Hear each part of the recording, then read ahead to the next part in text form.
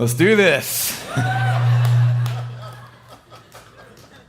I good? A couple months ago, my wife and I bought a brand new grill. We'd had the same grill for 10 years, and it literally just fell apart in many different pieces. So we went to the store, and we looked at the nice grills, but got like the really cheap model of the nice grills.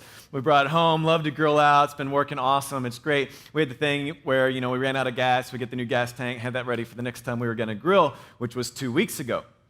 2 weeks ago, we were going to grill out. My wife laid out some chicken, marinated it all morning, and we had been running late, and we had some other activities to get to later in the evening, so we had kind of a tight window where we could cook and eat dinner. So as soon as we get home, I turn on the grill to start grilling, but there's a problem. It's with this new gas tank, and something's not working because it's on, but the flames are like this big. It's going to take 10 years to grill this chicken for my family of 6 to eat. So I start fiddling with it, and everything looks fine to me. I don't know. And the connection to the gas tank is looking okay. I'm kind of fiddling with it, but then I notice this tag that says, if you're not getting the desired flames, do not take the grill back, do not return the tank. Instead, call this customer service number. I thought, oh, unbelievable. I got the crappy, cheap grill, and they know it doesn't work. So they say, don't even take it back, just call us first. They have a whole system in place when they don't work. So I call the number, hoping they can tell me, yeah, just like twist this thing and it'll work great. And a guy answers, I explain my problem. He says, oh, sir, actually, I'm not in customer service. I'm in a different department. Our customer service department is so backed up, you got transferred to me. But if you give me your name and phone number, they'll call you back in 24 to 48 hours. I said, I don't want you to call me back in 24 to 48 hours. I've got some chicken to grill right now. I need help right now. Don't call me in 48 hours. That's not going to help me. I don't have time to go back to the store for them to help me. I need you to help me right now. I didn't really say that, but I wanted to.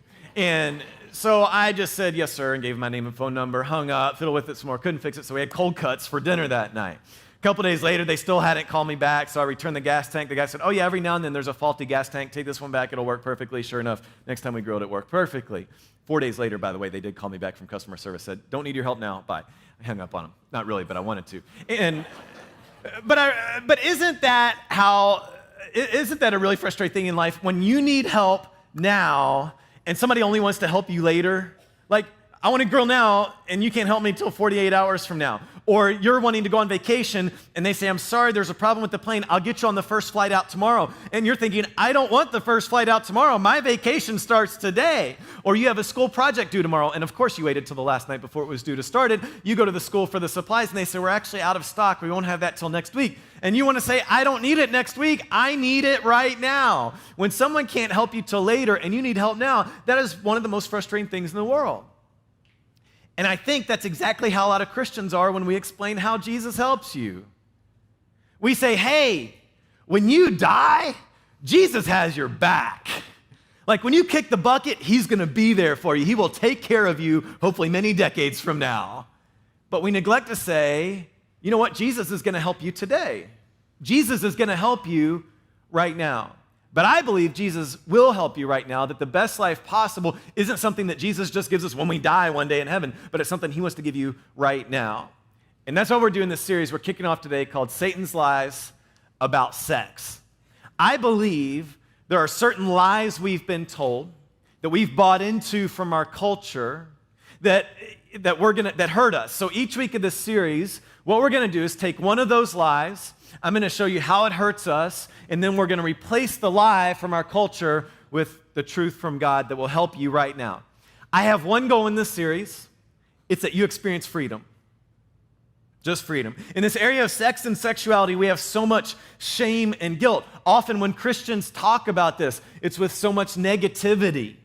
I've listened to dozens of sermons on this stuff. I've read books on this stuff, and so often it just leaves me feeling like a horrible person. My single goal in this series is that you experience freedom. That's it. And I know this sounds backwards to some of you, but I believe to my core that God teaches us how to have freedom in the area of sex. So we're going to talk about lots of different areas in sex and sexuality that I see as the main lies that we're told to buy into in our world. And by the way, let me say up front in this series is one of the main reasons we don't have separate programming in some other building for our middle and high school students, but you're in here with us. Because if you are a student, you hear about all these things on your team, in your school, in your neighborhood, and online. So I think this is the best place to talk about what you're already hearing about anyway. Today's lie is, if it feels good, do it. I want to talk about pornography. I'm not going to read stats on porn or talk about how much web traffic it generates, because we know it's prevalent. Anybody with a smartphone can get any kind of porn whenever and wherever you want it. What I want to do to start off is explain the destructive nature of pornography. I want to talk about how porn harms your brain, how it hurts relationships, and how ultimately it even hurts society. First, let's talk about your brain. In case you don't really know the brain, if you're not a neurosurgeon, I want to give you a crash course on how your brain works. In your brain, there is a reward pathway. The way it rewards you is by releasing chemicals in your brain, mostly dopamine, but others also like oxytocin. Now, normally, these chemicals that are released help us feel pleasure and bring us back to the things that make us happy. The problem is your reward pathway can be hijacked. The reason cocaine and opioids make users feel high is they trigger that reward pathway. They release high amounts of dopamine without making the user do any of the work to achieve it. Want to know what else does that? Porn. Porn is like a drug. When you view it, it releases dopamine in your brain. Now, your brain has chemical receptors that receive this dopamine. But what happens over time is if you're continually releasing dopamine, your brain, so as not to get overloaded with dopamine, will get rid of some of these chemical receptors. The result, as you can figure out, is you need more and more dopamine in order to get the same effect, in order to get the same high. This is why drug users need more drugs or heavier drugs to get the same high. This is the reason porn users need more porn or more extreme porn or spend more time on it to get the same high. And if you can't get it, it ends up leaving you anxious and depressed. And people will think this is an emotional response. It's actually not an emotional response. It's a physiological response because your brain is going without that dopamine that you have trained it to need. This becomes a cycle. Turning to porn becomes a preferred solution to stress, but then the more you turn back to your habit, the deeper the brain pathway becomes, making it more and more difficult to break the cycle. In fact, many porn users, if you ask them about the porn they just got done looking at or they looked at that morning or the previous day, would actually be repulsed by it because it's so extreme or so deviant, and they would say that's gross or immoral, but they need that extreme porn in order to get the same dopamine effect. For teenagers, your risks at this are especially high because you have 2 to 4 times the neurological connections that the average adult brain does, which means you have even more dopamine being released, leaving you extra vulnerable to addiction. A guy from Princeton was testifying before a U.S. Senate committee, and when he did, Dr. Jeffrey Sadanover said, "It is as though we have devised a new form of heroin, usable in the privacy of one's own home and injected directly to the brain through the eyes." Porn hurts your brain. But I want to go deeper than that. I want to talk about how it harms relationships. Porn kills love. In real life, real love requires, surprise, a real person. The more porn you watch, though, the more your real relationships don't seem exciting enough, which gives you a reason to turn back to porn. And the more you watch porn, the more you're indoctrinated of porn's view of how relationships could go. So again, it's an endless cycle that leads to isolation. Studies have shown that even casual use of porn causes people to be less attracted to their mate and less satisfied with their sexual performance. Habitual users of porn are more accepting of attitudes of violence and report feeling less empathy for victims of rape. Porn, in the end, kills your sex life. Do you know what the fastest growing segment of the population that suffers from erectile dysfunction is? I can't believe I just said the phrase erectile dysfunction. I feel like I'm some old guy doing a commercial during a golf tournament and you're seeing 60-year-olds going antiquing or something. Painting a bench, whatever makes them horny, I guess.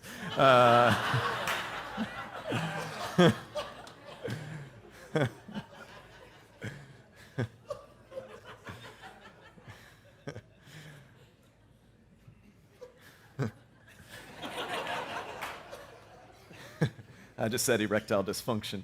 the biggest, the biggest portion of the population that suffers from, now my face is turning red, that suffers from erectile dysfunction, I'm making a serious point here, is men between ages 18 and 30 years old. And the reason is porn.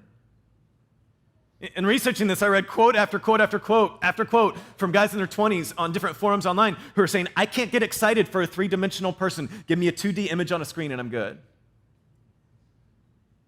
The whole reason, it's important to understand, that we want porn is God designed us for sex.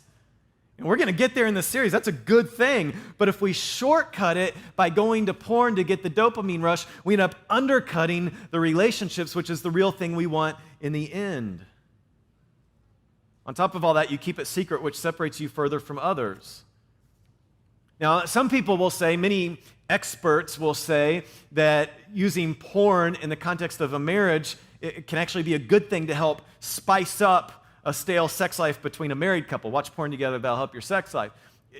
You only need to know two things to know that doesn't work. First, go on any news article that promotes this on a major website.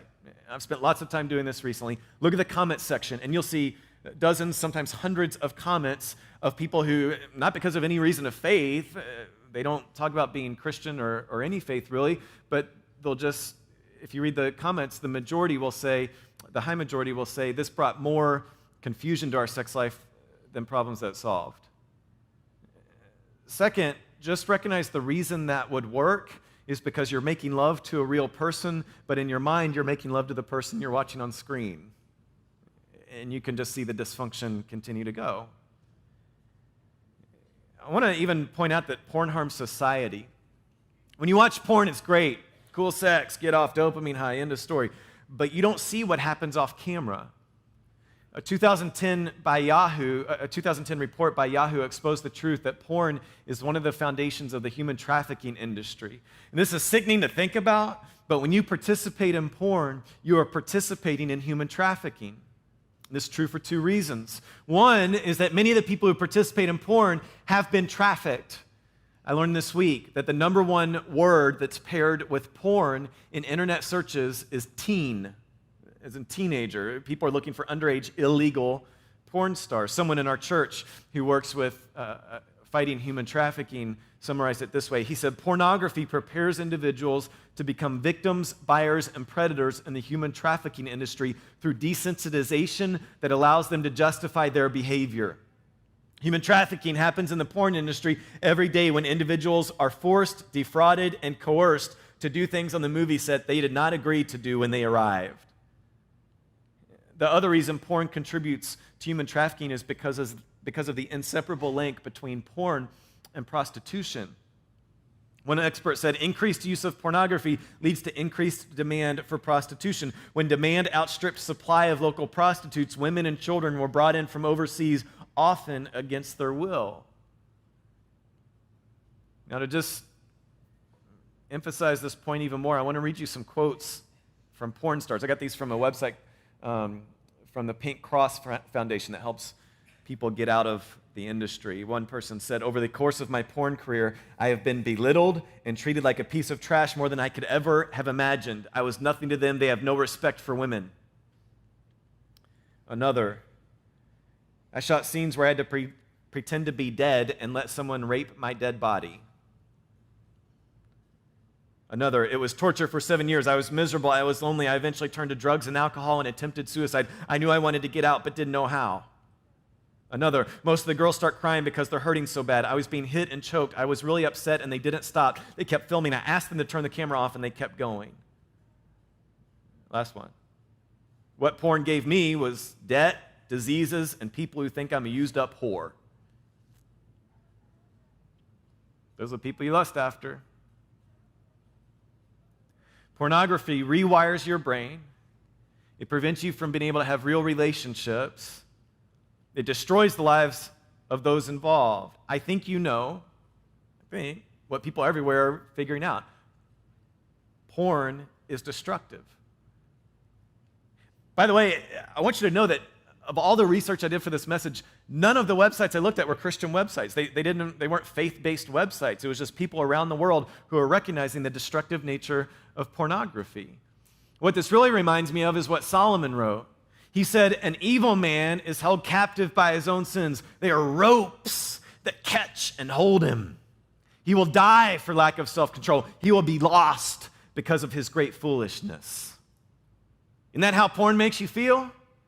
It's a rope holding you down. It's strangling you, calling you back. It's the siren song, and it's killing you.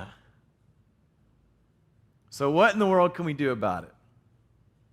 Solomon wrote something else 3,000 years ago that I think will help us. He describes an event that he watches of a man pursuing a woman in the real physical world outside of marriage. But what he observes are the exact same problems that we experience when we pursue this on a screen or in our minds. So I want us to read this, and then I'm going to make some observations about it. Here's how it starts. While I was at the window of my house looking through the curtain, I saw some naive young men, and one in particular who lacked common sense. He was crossing the street near the house of an immoral woman, strolling down the path by her house. Solomon's peeking out through the window shades, looking at this guy. He's a creeper. He's stalking these people. He's a people watcher. It was at twilight in the evening as deep darkness fell. I don't think this detail is in there by mistake. Don't you find that a lot of the mistakes you make in life are late at night? Don't you find this is true? I was out of town with some friends not too long ago, and we were planning where we're going to have for breakfast the next morning, and one of them said, I got to have something healthy. We had thrown out some unhealthy options. They said, I got to have egg whites or fruit, just something like that. So we finally figured out some place where everybody could go and be happy. We went to bed, or so I thought. Because the next morning when I got up, I found 3 of my friends that had wanted to eat healthy at midnight had gotten the munchies and gone to Wendy's. They had got need to get their fried food fix on, and I thought, that's why you need egg whites in the morning, is because you're eating fried food from Wendy's in the middle of the night. But don't you wish that going to Wendy's at midnight was the worst mistake you ever made late at night? Teenagers, if your parents love you, this is why they give you a curfew. Because they know, as a teenager, your brain stops working at midnight. It is in the parent handbook. Don't clap when you're sitting next to your teenager. That's awkward. The woman approached him, seductively dressed and sly of heart. She's often in the streets and markets, soliciting at every corner. She's on a Victoria's Secret magazine that comes to your house by accident. He's on Facebook posting awesome updates. She's on a mall ad you walk by. She's on a banner ad on your favorite website. She threw her arms around him and kissed him, and with a brazen look, she said, "You're the one I was looking for. I came out to find you, and here you are." She makes him feel wanted. That's something people look for in porn. The porn on the screen is seducing me. She wants me. So she seduced him with her pretty speech and enticed him with her flattery. He followed her at once like an ox going to the slaughter. He doesn't even know what trouble he's in for. So listen to me, my son, Solomon summing up. Pay attention to my words. Don't let your heart stray away toward her. Don't wander down her path, for she has been the ruin of many. Many men have been her victims. Her house is the road to the grave. Her bedroom is the den of death. So I want to make some practical applications of here's how Solomon says you can get out of a life given to porn. I'd encourage you to write these down on your program. Here's the first thing. Recognize the truth that porn is destructive. Solomon says, this is the den of death. See, even if you think Jesus is a myth and never existed, I believe what Solomon is teaching us here will set you free from the ropes that are strangling you. Even if you think Jesus is a myth, porn is not the life you want. It feels good. It's a release. You're right. But it's a shortcut to pleasure that's undercutting your relationships. I want to read you a pretty explicit quote from John Mayer. I actually had to edit it a little bit. You've read it. Pornography. It's a new synaptic pathway. You wake up in the morning, open a thumbnail page, and it leads to a Pandora's box of visuals. There have been days where I saw 300 women before I got out of bed. The interviewer asked, would you rather have porn than a real relationship? He says, internet pornography has absolutely changed my generation's expectations. How could you be constantly synthesizing an orgasm based on dozens of shots? 20 seconds ago, you thought that photo was the hottest thing you ever saw, but you throw it back and continue your hunt and continue to make yourself late for work. How does that not affect the psychology of having a relationship with somebody? It's got to. See, here's somebody who's not a person of faith who doesn't want to get out of porn. He loves it. And he's saying, of course it affects all my relationships. Recognize the truth that porn is destructive. Second thing, be real. Be real. This is why we learn from the Bible, because it's real. I've seen this guy. I've been this guy. When I meet with Christian men, I'll almost always ask two questions. I'll say, tell me the last time you saw a naked woman who wasn't your wife, and tell me the last time you masturbated. Because I've realized that Christian men in particular are really good at crafting their words, so they're not really technically lying about being impure, but they're not being clear about it either. So I just put it out there. Tell me the last time you saw a naked woman, tell me the last time you masturbated. Somebody in here right now is like, cancel a lunch appointment with Carl this week.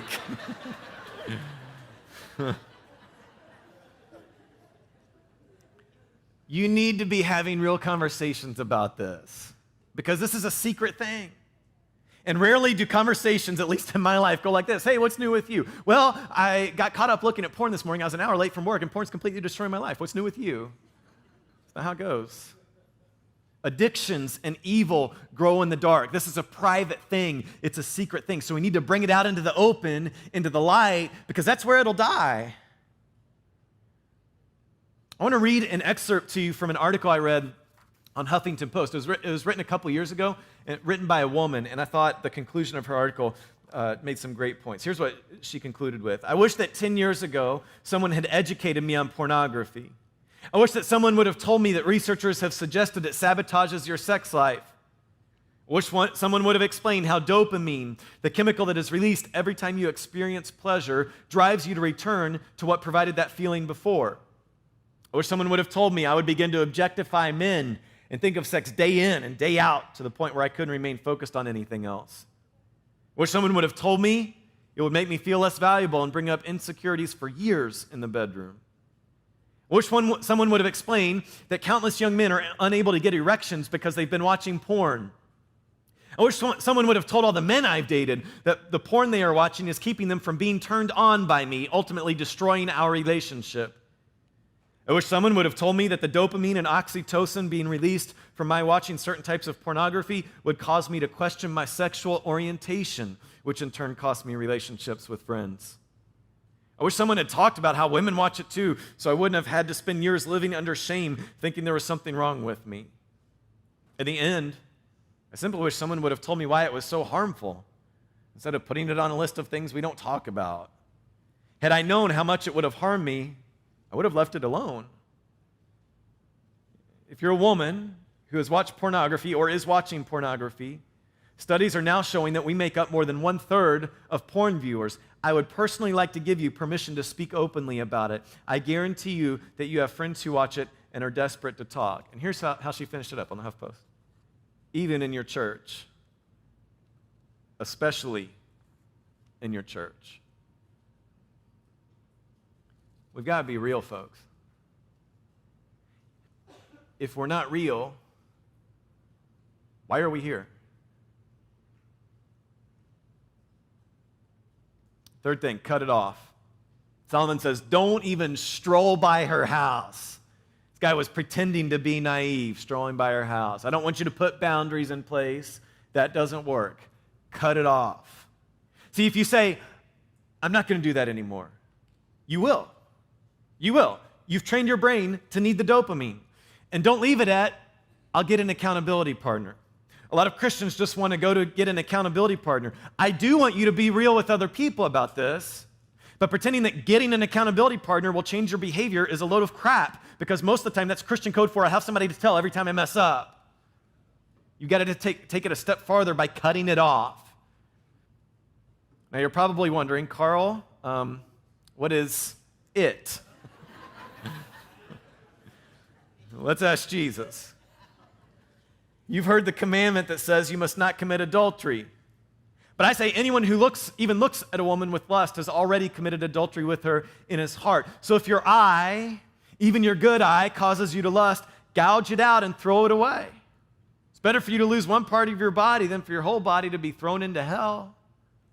And if your hand, even your stronger hand, causes you to sin, cut it off, throw it away. It's better for you to lose one part of your body than for your whole body to be thrown into hell. Cut it off. Let's forget about eternity for a minute, just for a minute. Jesus wants to save you from the hell you're experiencing right now. What is that hell? It's loneliness. It's depending on a computer or romance novel for the best feeling in your life. It's having the closest relationship in your life being your right hand instead of another person. It's having erectile dysfunction when you're 25 years old because the only thing that gets you excited is a two-dimensional image. It's a cycle of shame, guilt, emptiness, loneliness, stress, porn, shame, and then it starts all over again. We'll talk about eternity in this series, but some of you are experiencing all the hell you ever want right now. So Jesus says, cut it off. What's it? You know. You know what it is, and I don't think it's a body part. Some of you need to go home and get internet off your phone and probably some other apps. Yes, some porn comes looking for you, but the vast majority of it is just stuff you don't plan not to see. Parents, cut it off for your kids. If you let your kids use a computer, they will find porn. Not might, will. So here's Carl's opinion time, take it or leave it. I believe that if you let your kids, especially teenagers, but even younger, use a computer in private, you're saying you do not care as their parent about the possibility of them becoming sexually dysfunctional, participating in human trafficking, and ruining their sex life and marriage because they will view porn. The average porn viewing begins, on average, at age 11. When I was preparing for this series, I made a decision. Our kids can no longer play with our iPad. Done. Done. And you know what?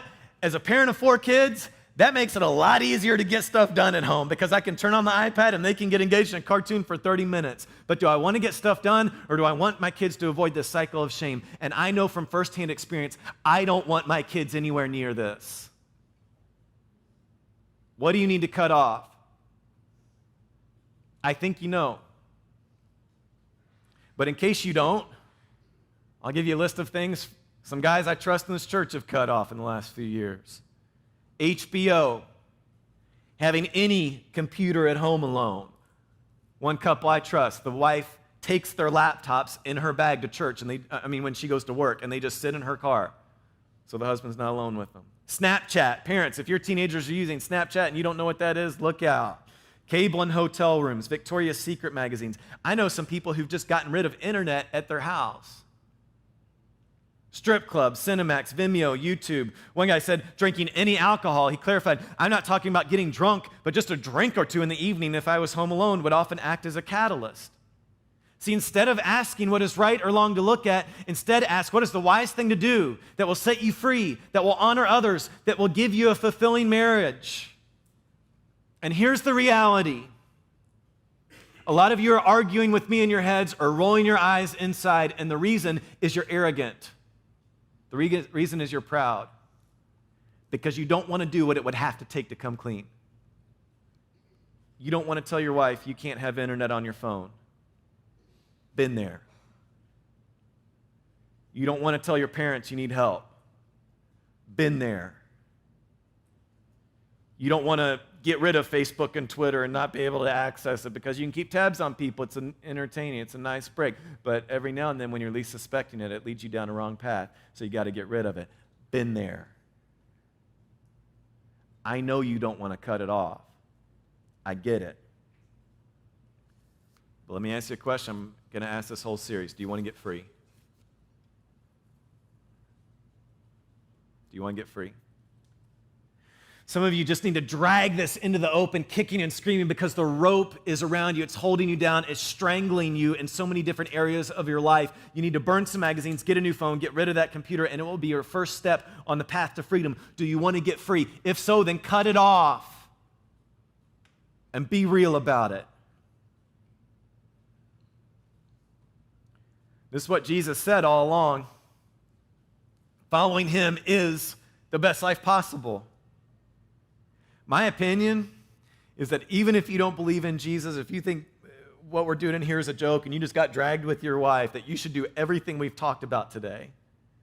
But this is another reason I believe in Jesus, because when I do what he says, I experience freedom. And not just freedom like one day or in some like spiritual sense on the inside, but real freedom every single day right now. The reality is the main reason I believe in Jesus is because he died for me to set me free. I'm experiencing it right now, and I'll experience it forever in heaven. And he proved he could be trusted by coming back to life. We're going to celebrate communion right now. Our band's going to come back up here. A tray is going to be passed down your row. It'll have stacks of cups on it. We want you to take a stack. It'll have a cracker representing Jesus' body and some juice representing Jesus' blood. And you can eat and drink that anytime as our band plays. One of my friends said, you shouldn't take communion if you've got sin on the calendar. What we celebrate in communion is Jesus setting us free from sin. So let me encourage you that if you have no intention of being real about this, if you have no intention of dragging this into the light, if you have no intention of cutting it off, if you want to keep open the option of going back to the addiction and the dopamine rush, then let the tray go on by. Do not salute Jesus as he's going by if you're going to abandon him in the battle.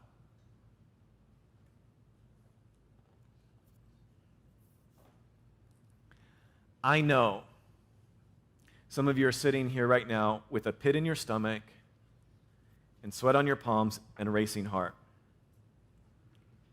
because you know the conversation you need to have. And the thought of it makes you sick. Be real and cut it off.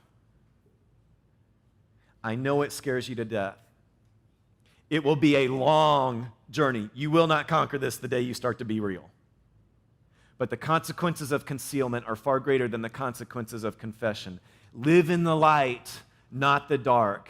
Jesus wants to set you free. Let him. Let's pray. Father in heaven, I want the people in this room to be free. And I know confession is painful. I know cutting it off is difficult.